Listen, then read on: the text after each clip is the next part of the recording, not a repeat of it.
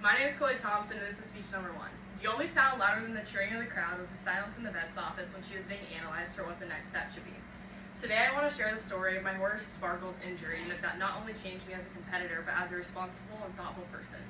I've been barrel racing since I was 9, and Sparkle and I have been partners for over a year now, training daily together. You don't have to own horses to know what it's like to watch someone get hurt and feel helpless. The day Sparkle got hurt not only made me a stronger person, but it made me realize that not everything can be good forever. In this speech, I will talk about the good beforehand, the night of the colic, the aftermath, and how it has changed me in my journey with rodeo. Just a few months after buying Sparkle, we had the opportunity to run at the Cass County Fair Jackpot. So many different entries and even more people in the stands. I remember my trainer telling me, it's hard to see when you run because you're going towards the sun and first barrel was a little bit slick. That worried me a lot, but I had no choice but to push the fear away and go for it. They called my name and Sparkle got ready, going sideways through the alley with excitement. I sat back, kept my eyes up, and pushed. They announced my time and said I was the new leader for the night. The crowd went wild. I was shocked. We had never laid down that fast of a time. I felt like I was on top of the world. The feeling of being on top doesn't last forever. In rodeo, things change in an instant. I just never thought my instant was coming so soon. Fresh out of the shower, getting ready to go golfing, I looked at my phone, a missed call from Becca, my trainer, along with 2 texts from the barn group chat asking if anyone was around to give Sparkle band a game. I was confused. I called back immediately. Becca told me to get there as fast as I can. She was not doing well, but the other trainers gave her medicine and they were keeping her standing. The drive out felt like forever, and I talked to the vet and she told me it'd be an hour before she could come out. I arrived, her eyes were cloudy and she was struggling to walk. I walked hundreds of circles around that arena trying to get her bowels moving to help, but it kept getting worse. Dr. Cook finally arrived. She does a full body exam and knows it was colic right away. She helped to do a rectal exam and find it was something small, but her face told me otherwise. I was nervous, then she told me to get the trailer. My parents were hours away and I was alone. Once I had the trailer, we loaded her and she sent me all the way to Kansas State's vet clinic. She was going to need emergency surgery. The words I'll never forget was what she said next. Drive fast and don't stop. If she goes down, keep going. There's nothing you can do for her. That scared me, brought me to tears. I didn't know what was going to happen next. I left Ashlyn alone crying on the phone with my mom. I told her I'm going to Kansas right now and I'm not stopping. She freaked out, worried about me alone at the age of 16 with a truck and trailer. She made me stop at home, pick up one of her friends. The 4-hour drive was the longest 4 hours of my life. I shook all the way down and every noise that came from the trailer sent me into more panic. I thought she was dying and I could do nothing to help. Finally, we arrived. It was 10 p.m. at this point. They were closed and the on-call doctor had to come out. We unloaded, went to the back room where they started doing several things to try to save her.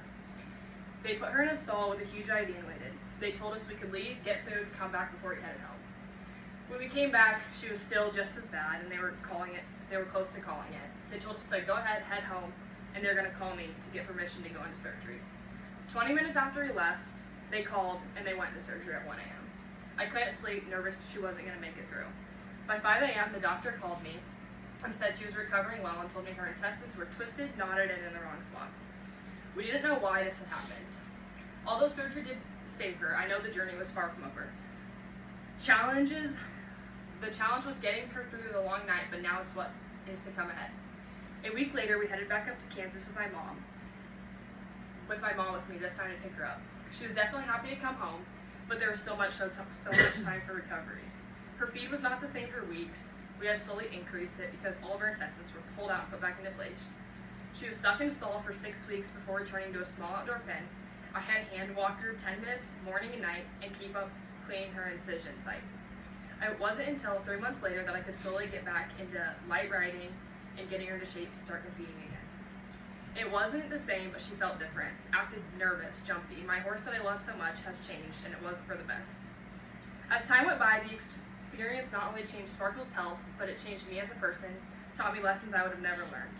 When I first started, I thought the hardest part would be the pressure of competing and training for speed. But I learned the real challenges go beyond the arena.